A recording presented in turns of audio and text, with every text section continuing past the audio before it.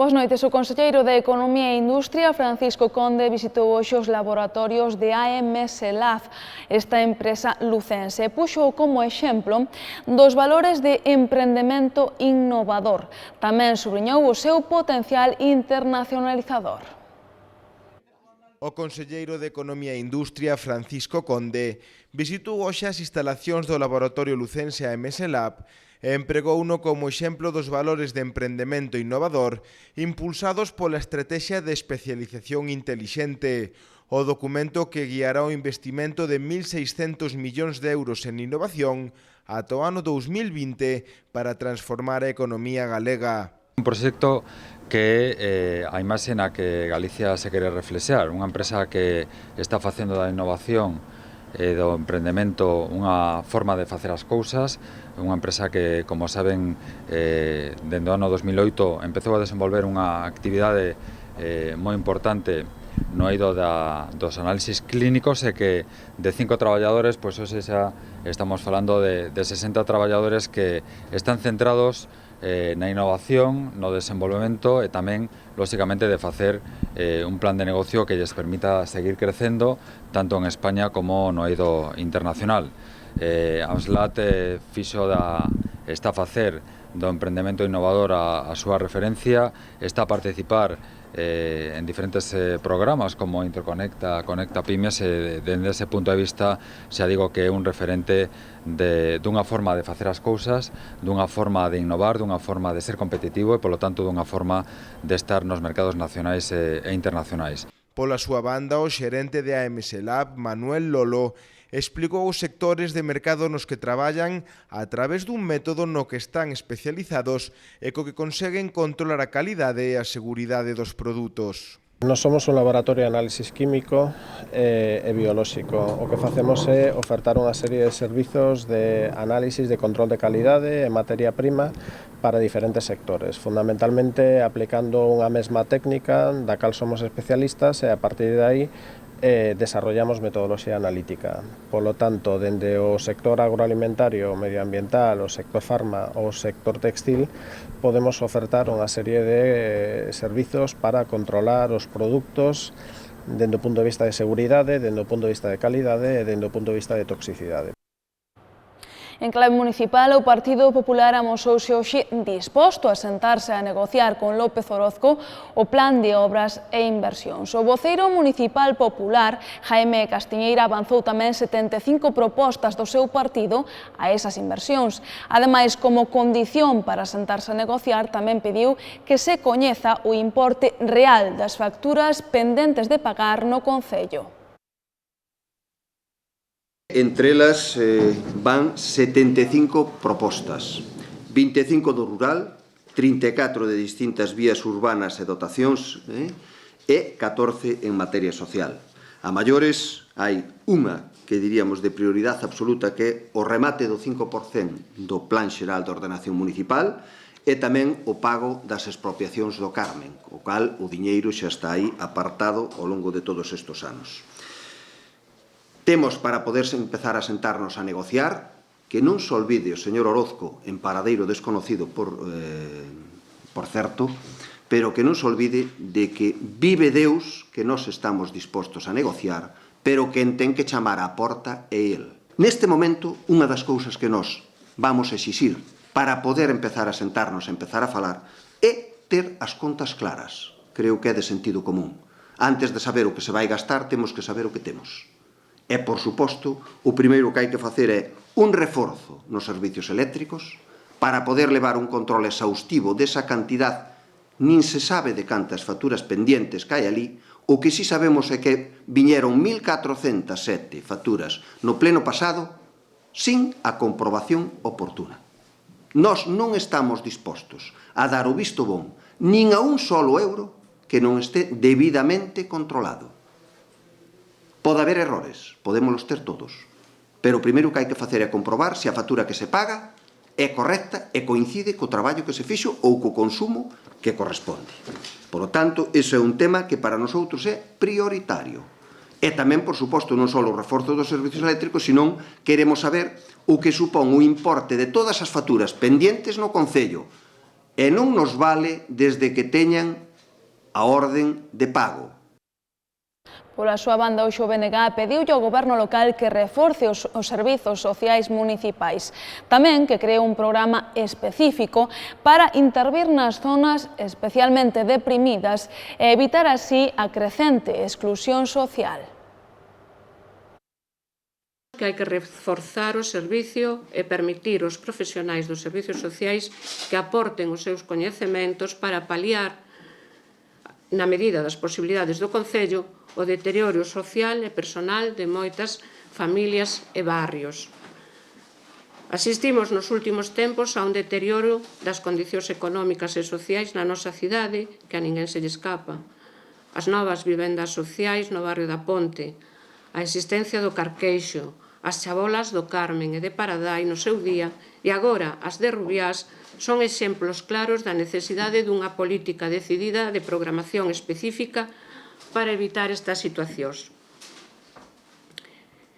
A incapacidade política da concelleira para aproveitar os recursos existentes, o plan de alugueiro, profesionais con experiencia ben formados, fai que este goberno local sexa incapaz de facerlle fronte aos casos como os de Rubiás, incapaz tamén de plantarse ante a Xunta de Galicia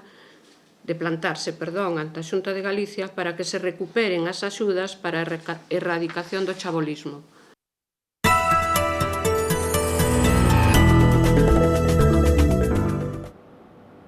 Hoxe é o Día Mundial do Parkinson, que este ano se celebrou baixo o lema "Todo superhéroe necesita un supercompañeiro".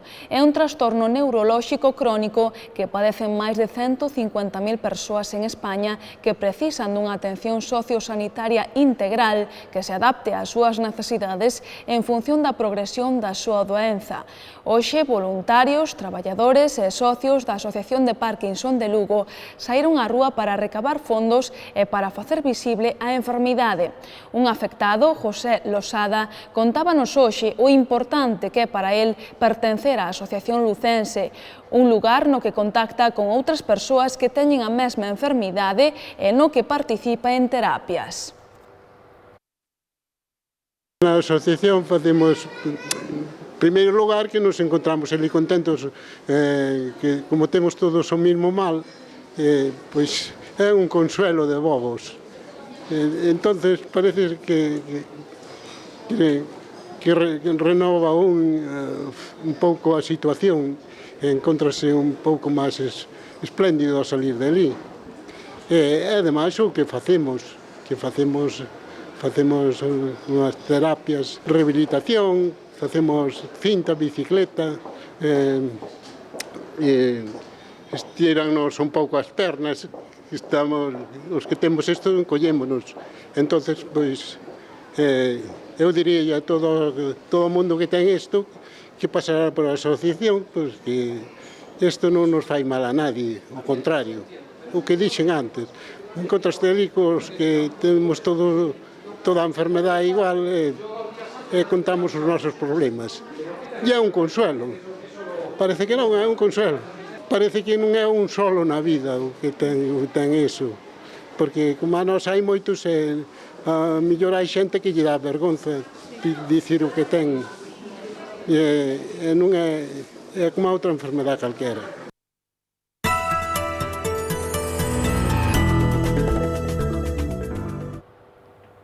Inmersos na Semana Santa Lucense, este domingo de Ramos terá lugar a bendición de Ramos na Catedral e a procesión da Borriquiña. Ás 7 da tarde sairá tamén a procesión da Virxe das Dolores. Con motivo das celebracións da Semana Santa, a DXT prevé máis dun millón de desplazamentos na rede viaria galega nun dispositivo que comezou hoxe ás 3 da tarde e que rematará ás 24 horas do luns día 21. Dende a DXT recomendan extremar as precaucións ante a aglomeración de vehículos nas estradas. Os días 18, 19 e 20 deste mes, o Pazo de Feiras e Congresos acolle a segunda concentración moteira Beiras do Miño, que ven cargada de actividades como exhibicións de enduro e trial. Agárdase superar, ou cando menos igualar, as 4.000 persoas que a visitaron o ano pasado. Estamos a falar da gran Orquesta Panorama, que é un mito xa social, que estará o venres no Pazo de Feiras, e o grandísimo locutor, un mito do mundo da radio, de Rock FM, como é o Pirata, co seu show Abolito Dime Tour, con tamén xerpa de Barón Rojo e Riff Raff, que fará un auténtico espectáculo a nivel de, non a nivel da CDC, pero tratarán de simular a CDC, non? A parte, teremos unha zona expositiva importante, zona expositiva e comercial na que cada ano vamos collendo máis pulo, e esperemos que siga crecendo con máis motoclubs, os cales son os principais protagonistas tamén deste gran evento. Sen eles sería totalmente imposible, non? É verdade que a moto e a música sempre atrai a milleiros de turistas e a milleiros de aficionados, sobre todo ás motos, pero ademais algo que non dixo Rubén é que ademais van a poder atopar de todo, e de motos e de bicicletas, co cual, pois eso tamén o fai todavía con maior número de público. A Edil de Cultura tamén presentou hoxe a segunda edición do programa Terras de Auga e de Cultura. Contempla 36 excursións gratuítas que comezan o día 17 cunha excursión á Santalla de Bóveda. O programa propón un total de 36 excursións, se celebrarán desde o 17 de abril ata o 28 de decembro de 2014. Serán todas os domingos e tamén en algún festivo de relevancia. As temáticas das visitas escolléronse 4 relacionadas co agro, que permitirán coñecer a turistas e lugueses os aspectos máis relevantes da nosa zona rural e dos concellos veciños. Outra das novidades é que se incorporan aos itinerarios parroquias do concello de Outeiro de Rei, lugares de interese turístico como Marcelle ou a Bifauna e os obradoiros de artesáns de distintas disciplinas que ensinarán os seus talleres e as súas técnicas de traballo. Tamén se visitarán algunhas granxas de gando vacuno que haxa en esas rutas. As visitas serán participativas, nas de xeoloxía e natureza aprenderánse técnicas básicas de traballo de campo, na observación da flora, da fauna e da xeoloxía. Nas de etnografía contaremos con guías como Adolfo de Abel Vilela ou Ricardo Polín, que serán os encargados de conducir as persoas por esas rutas.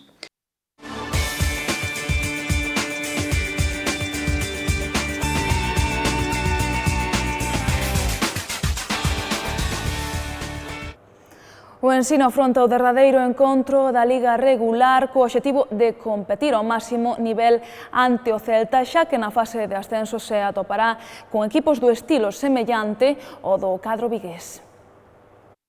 Seguramente sea un partido a nivel defensivo que nos obligue a meter pocos puntos o que nos obligue a hacer mejores tiros, pero bueno, como digo, yo creo que es un partido que nos tiene que servir. O sea, es un partido que yo creo que a nivel defensivo, tanto Carlos como Celta en los últimos años tiene un planteamiento muy claro, planteado siempre desde la defensa, siempre desde jugar duro, desde no dejar bajo ningún concepto ningún tiro fácil, ninguna situación sencilla de canasta, etcétera, y eso nos va a obligar a nosotras a jugar a un nivel de acierto a lo mejor más alto, mejor, y también a que nosotras demos un paso a nivel defensivo si queremos ganar el partido, ¿no? Entonces, un test perfecto para la fase y también podemos encontrarnos en la fase este tipo de equipos y este tipo de partidos, y hay que saber jugarlos e intentar ganarlos también. Lo que tenemos que hacer es intentar seguir ganando, intentar seguir haciendo nuestro baloncesto y sobre todo, por ejemplo, Vigo, que es un equipo que se cierra mucho, que trampea mucho con las zonas, que además han perdido a una jugadora interior importante para ellos, como es Nogalle, pues seguramente nos pongan muchas dificultades a nuestras pivos, y son dificultades que nos podemos encontrar en la fase, seguro, ¿no? Entonces, para nosotros es un test perfecto para poder afrontar este último tramo de competición y sobre todo que no se lesione ninguna jugadora y que los problemas de Paula sean lo mínimos posibles, aunque, como os digo, va a ser seria duda para Vigo porque no ha entrenado. De Paula no, de Sara, perdón. para llegar a la fase. Es un equipo que aprieta. Acá fue un partido fácil, pero porque nosotros estuvimos intensa desde el minuto 40 y creo que si vamos pensando que va a ser fácil allá, estamos equivocados. Va a ser duro porque ellas defienden muy fuerte, porque tienen una ofensiva que no tienen muy marcados los pivots con los exteriores, entonces eso nos va a hacer tener que estar preparados en defensa para los cambios y demás. Así que me parece que hay que ir con respeto y con concentración, porque si no nos va a costar. O Lugo visita o domingo o Murcia. Os dous equipos tentarán de gañar para deixar case certificada a permanencia na segunda división. O Club Deportivo Lugo visita o domingo a Nova Condomina, onde agarda o Real Murcia, nun encontro no que ambos conxuntos tentarán sumar os 3 puntos para asegurar virtualmente a permanencia. Para o equipo albivermello, gañar suporía ademais permitirse soñar con acadar os play-off polo ascenso á primeira división, xa que malia non certificar matematicamente a permanencia un ano máis en segunda, sí que entrarían de cheo na loita por xogar na mellor liga do mundo.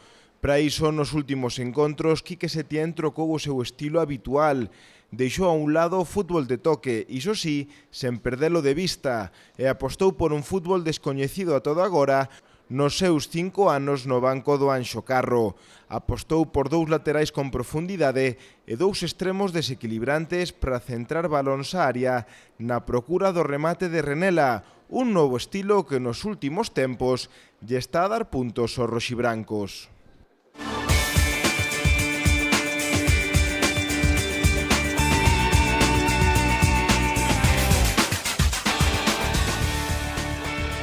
Esta tarde inaugurouse no MIL unha exposición sobre a historia do Día das Letras Galegas organizada polo Parlamento de Galicia, a que asistiron a presidenta desta institución, Pilar Rojo, así como a outras autoridades. Con estas imaxes despedímonos, pero lembren que a información continúa como sempre no xornal El Progreso e no portal do grupo elprogresogaliciae.com. Que teñan moi boa fin de semana. Vémonos o luns. Boas noites.